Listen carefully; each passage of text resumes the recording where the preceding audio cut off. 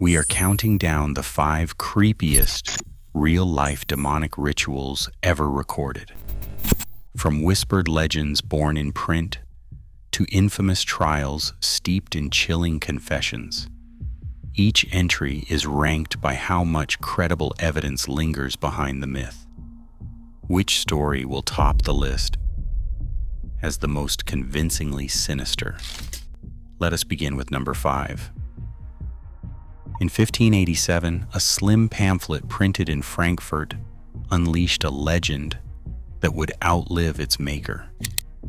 The Historia von Dr. Johann Faustin told of a wandering scholar who bargained his soul to the devil in exchange for forbidden knowledge and fleeting power. Its pages, inked with woodcut scenes of blood-signed contracts and midnight conjuring, swept across Germany like wildfire. Faust, once a real man named Johann Georg Faust, had left behind only scattered traces in town registers, records of expulsions, complaints of trickery, whispers of necromancy. But in the hands of the printer Johann Spies, these fragments grew monstrous. The pamphlet painted Faust as the archetype of the damned magician, doomed by his own ambition and pact. No court ever tried him for sorcery. No artifact survives to prove a ritual. Yet the broadsheet's lurid details and menacing illustrations seeded centuries of rumor, proof, perhaps, that the printed word can conjure its own kind of devil.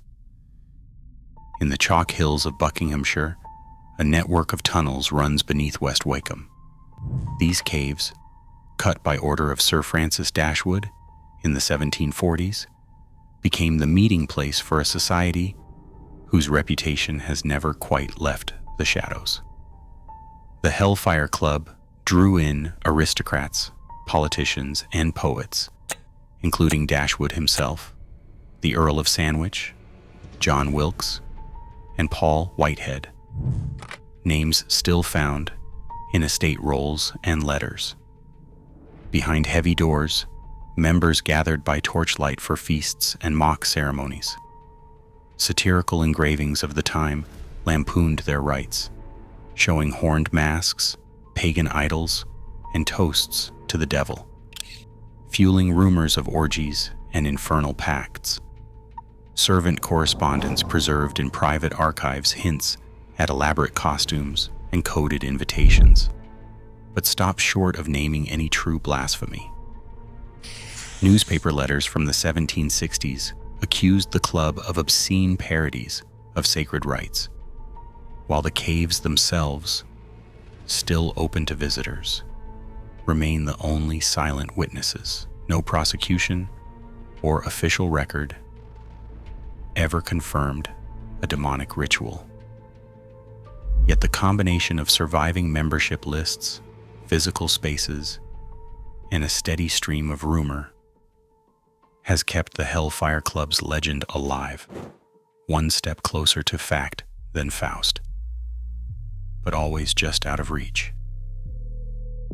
A black-robed figure stands before a wall of cameras. In 1966, Anton LaVey announced the founding of the Church of Satan in San Francisco, inviting the press to witness what he called the first public black mass.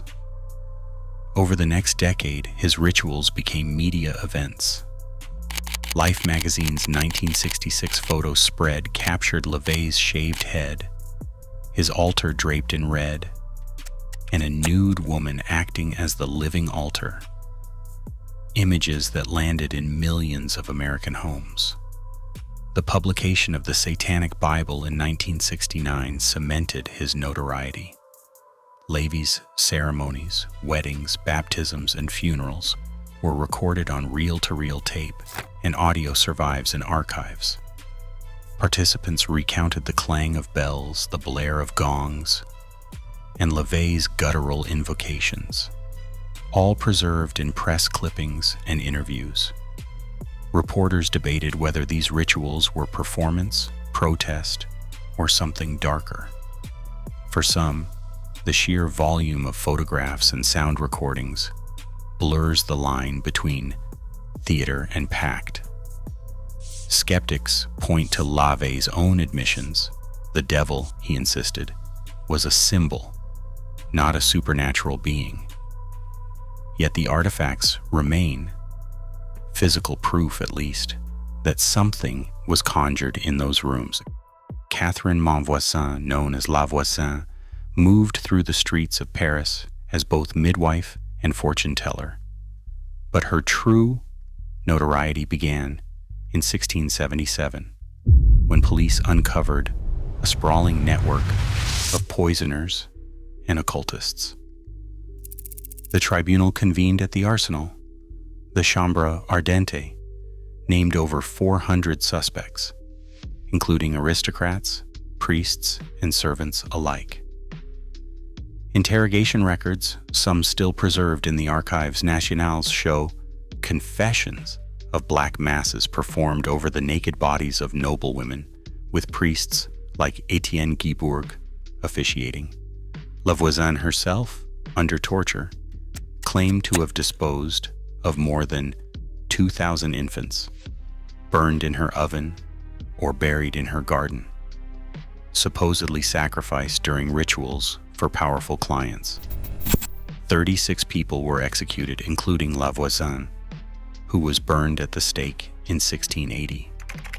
Rumors spread that Madame de Montespan, the king's mistress, sought her services for love potions and curses.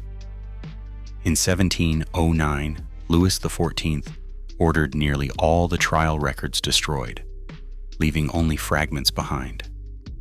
With so many names, so many deaths, and so many secrets burned, the line between hysteria and horror blurs. The confessions were wrung out by torture, but the missing records and official silence still leave room for dread. In 1440, the trial of Gilles de Rais unfolded in Nantes, casting a shadow over French nobility. Once a marshal and an ally of Joan of Arc, Gilles faced charges of murder and sorcery. The court's manuscript registers captured the words of servants and neighbors who described secret rooms in the castles of Machecoul and Champtots.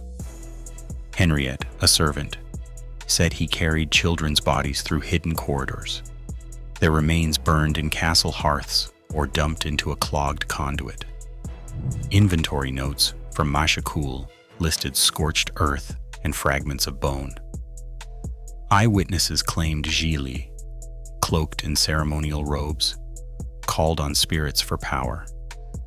Some whispered that his downfall was vengeance for his loyalty to Joan. Others blamed rival lords.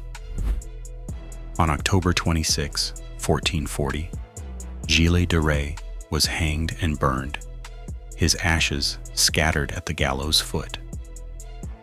The ruined castles remain, their stones marked by suspicion. The trial's transcripts and the physical sites still unsettle historians. Across all 5 cases, one pattern endures.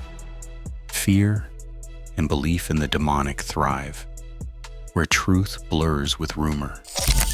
Even now, the shadows between fact and folklore still unsettle us.